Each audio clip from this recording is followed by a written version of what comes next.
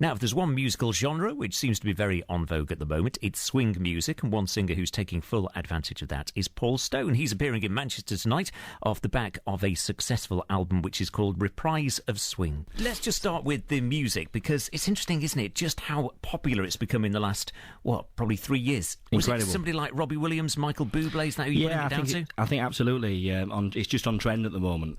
Things have really kind of taken off. Obviously, Robbie's got the album out now. The start of it was Swing When You're Winning. Going back to 2005, Paul Anka put an album out. But it's always been there. That's the big thing that we always say, is it's always been in the background. All the big events that you've been to, the charity, the award ceremonies, they've always got the music there. Now, the advantage that I've got, which listeners haven't, is I can see you and you're a quite young lad. Does that mean that you grew up with swing, or was it something that you came to quite recently? Well, I grew up listening to Grandad's records, all that side of it. It's always been in my life. I went down a pop route. I went to America. I went to Nashville. But always, the backside of it was always about jazz and about swing. Leeds College of Music was a great thing. We met a lot of guys there. The band formed, and everything kind of went on from there, really.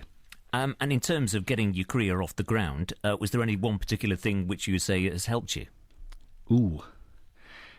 Because I suppose you're always looking for that break, aren't you, as a singer? You I know certainly a lot of people use the reality TV show routes nowadays, but to get to where you have with an album, because that was self-funded, wasn't it? Absolutely. I think for me, knocking on doors, constantly going at the dream of what you want to do. People say, one day... I once got told in Nashville by a guy who said, the moment you're about to quit is the closest you've ever been. And it's so true, and I think that, that kind of momentum, and when people get on board like yourself, I just mentioned them, Wes, and, people that kind of get on board, and Radio 2, it all starts to gather momentum, and things start happening from nowhere. The phone starts ringing for you, not the other way around. Because did you ever think, were you getting, for instance, bookings for weddings and for small venues, and you thought, okay, is this going to be it?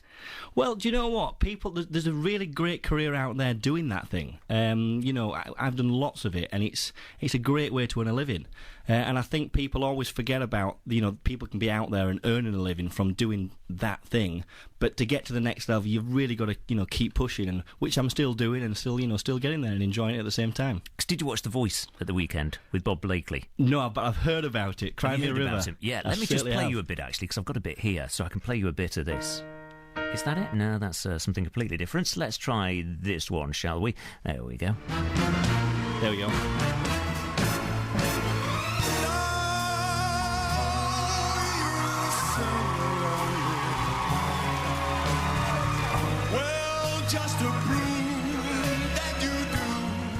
He's just had the most incredible week off the back of that. Yeah. And again, the audience just fell in love with it. Interestingly, the judges didn't.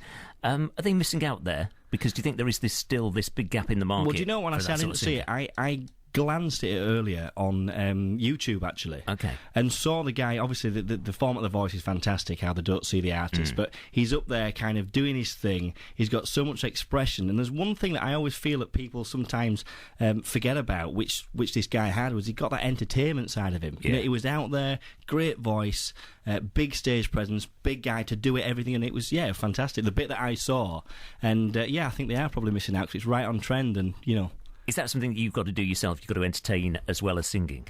Yes, I think it's very important. I think it's something that a lot of people from a songwriter as well, that people do forget that. People do forget that the art of entertainment is one of the main reasons why some of the big guys of the genre of swing have been going on for, the Rat Pack and everything that went on was a show. It was an entertainment value, but it also had incredible musical value to it at the same time. So you've got an album out. It's called Reprise of Swing. Some great tracks on here, and some that people might not necessarily associate with swing. Things like Sex on Fire. Sure. Which is very different, isn't it? Yeah, Malcolm Prince picked on that. He's played that on Radio 2 quite a lot, which has been great. Englishman in New York, Wicked Game, Lovely Day, a little bit more conventional. Could It Be Magic? Should we listen to just one of the tracks? Which one's this? Track 4. Yeah, track 4, Wicked Game. Yeah, Wicked great. Game, okay, which of course Close Chris to the Isaac, original, wasn't it? Yeah. Yeah, great song. Great vocal. Thank you. Quick listen, this is Paul Stone. We'll talk more with Paul in a couple of moments.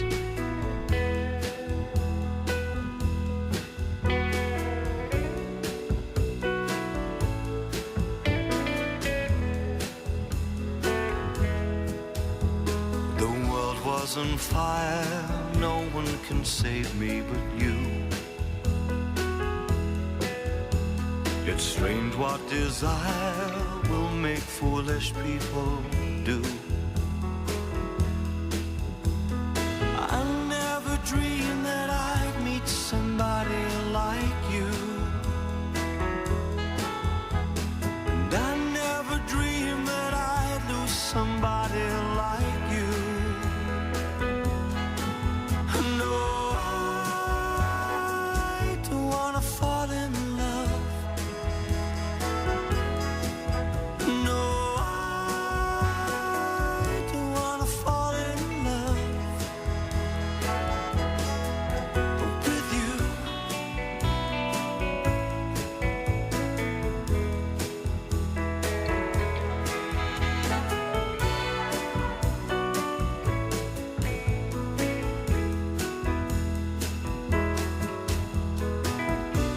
What a wicked game to play, to make me feel this way. What a wicked thing to do, to let me dream of you. What a wicked thing to say, you never felt this way. What a wicked thing to do, to make me dream of you. No, I don't wanna fall in love with you. Do you know, it's one of my favourite songs, actually. I love Wicked Game. Great song. Massively underplayed, actually, isn't it, really? True. Because that must be a few years ago. Is that about 20 years ago now, Chris Isaac? Possibly more. Possibly that, isn't it? So tonight you're appearing in Manchester. Just tell us about your live shows, because I bet you love to perform with a full band behind you. Yes, well, absolutely. I mean, the guys have an 11-piece band that we kind of go out there and tour with. A lot of the guys, Manchester-based, Royal Northern and Leeds College of Music, some great musicians.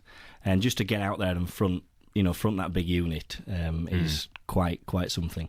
In that respect, do you have an ambition? Is there one place that you'd like to perform, or an orchestra that you'd like to have behind you?